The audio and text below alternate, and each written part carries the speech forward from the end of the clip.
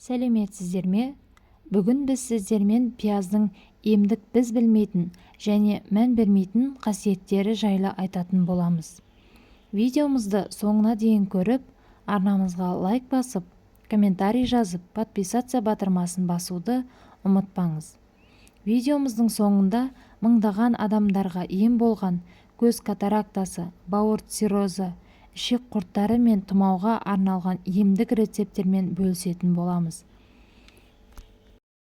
Бұл керемет көкөніс тағамыңызға дәм беріп қана қоймай, ағзаңызды дәрумендер мен минералдарға және басқа да қоректік заттарға толтырады. Бұл көкөністің артықшылықтарын айтып тауысу мүмкін емес. Пиязда С дәрумені өте көп. Ол иммунитетті реттеп қана қоймай, сонымен қатар коллаген өндірісін арттырады және темірдің сіңуін тездетеді. Пияз жасушаларды тұрақсыз және зиянды молекулалардан қорғайтын күшті антиоксидант.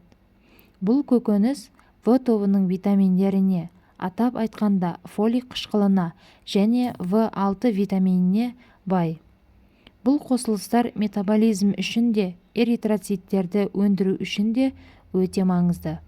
Пиязда бүйрек жұмысына көмектесетін, сұйықтық балансын сақтайтын және бұлшықеттің жиырылуына әсер ететін калий көп. Сондай-ақ жүрек қантамыр жүйесінде проблемасы бар адамдар үшін күнделікті диетаға пияз қосу ұсынылады. Өйткені тамыр дақылында қан қысымын төмендетуге көмектесетін қабынуға қарсы агент кверцетин көп. Бұл көкөніс тіпті қатерлі ісіктің өршуінен де қорғай алады. Зерттеулер нәтижесінде пиязды үнемі тұтыну асқазан қатерлі ісігі қаупін 22%-ға төмендететінін көрсетті. Екінші типті қант диабеті бар адамдарда пиязды жиі жеуге тырысу керек. Өйткені көкөніс қандағы қант деңгейін төмендетуге көмектеседі. Сонымен қатар пияз сүйек күшін арттырады. Қазіргі кезде көздің көру жетілігінің адамдар арасында таралу жиілігі кең етек алған. Әсіресе жас жеткіншектердің арасында көптеп кездеседі. Зрение төмендеуіне қазіргі смартфон және компьютер сияқты техникалардың дамып, көздің ұзақ бір жерге қадалып тұруымен байланыстырады. Сонымен қатар көз катарактасының да жиілігі байқалады. Көз катарактасы және зрениені жоғарлату үшін қарапайым пияз эффективні әсер етеді. Ол үшін бізге пияздың балмен араластырылған суы көз катарактасын емдеп қана қоймай, көз зрениесін жоғарлатады. Ол үшін бізге 1:1 пропорцияда пияз суы мен балды араластырып, күніне 2 мезгілден 1 тамшыдан тамызу қажет. Бұл әдіспен көз көру жетілігін қалпына келтірген миллиондаған адамдар бар. Көздің ашуы, көздің қызаруы сияқты белгілер қалыпты болып келеді. Пияздың шаштың түсуін тоқтататын да қасиеті бар. Пияз сөлін мақтаға тигізіп, бастың құйқасына жағу қажет. Сондай-ақ пиязды үккіштен өткізіп, оны басқа жағып, сыртынан таңып, 1,5-2 сағаттан соң жылы сумен шайып жіберу қажет. Екінші тәсіл, үккіштен өткізілген пиязға сұйық май, жұмыртқаның сарыуызы, 1 шай қасық бал қосып, құрғақ шашқа жақса, шаш түсуі мен ұштануын тоқтатып, тез өсіреді. Суға лимон шырыны мен сірке суын қосып жуса, шаятын болса шашты, пияздың жағымсыз иісі қалмайды. Бауырға майдың басуы, яғни бауыр циррозына да пияздан жасалған қарапайым қоспа бауырды тазалап, бауыр циррозын жеңілдетуге көмегін береді. Ол үшін бізге 1 килограмм күлгін пиязды немесе жасыл пиязды алып, майдалап турау қажет. Қанша майда болса, сонша жақсы.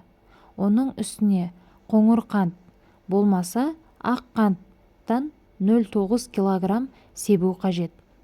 Барлығын жақсылап араластырып, 10 күнге қараңғы және құрғақ салқын жерге қалдыру қажет.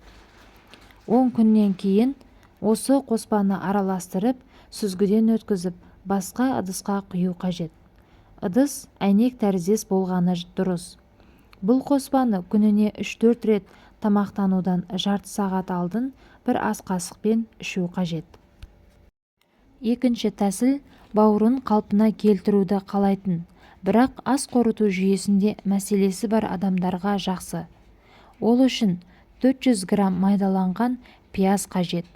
Бір стақан қантпен араластырып, формаға құйып, духовкаға төменгі температураға қою қажет.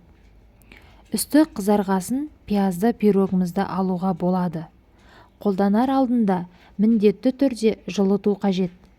Күніне 2 ас қасықпен қабылдаған жөн.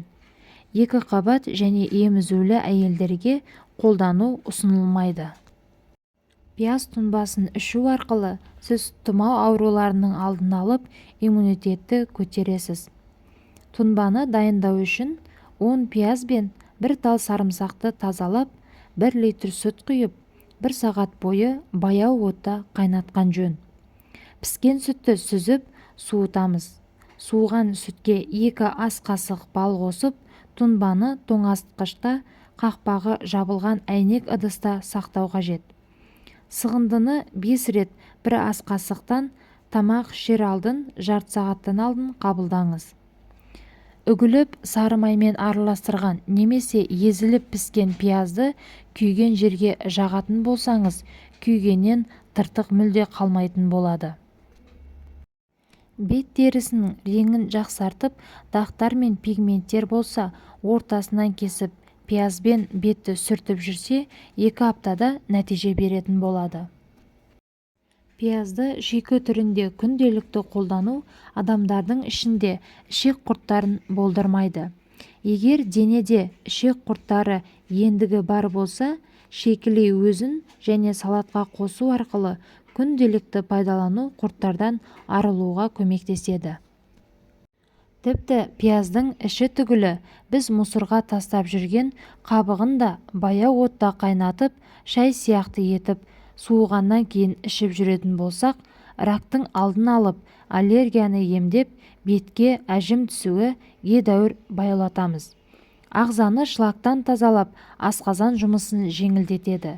Қан қысымын қалыпқа келтіріп, қақырықты түсіреді. Терідегі безеу мен экземаның жазылуына септігін тигізеді. Сіздерге бүгінгі берген кеңесіміз кәдеңізге жарасын. Ауырғанша ауырмайтын жол іздейік.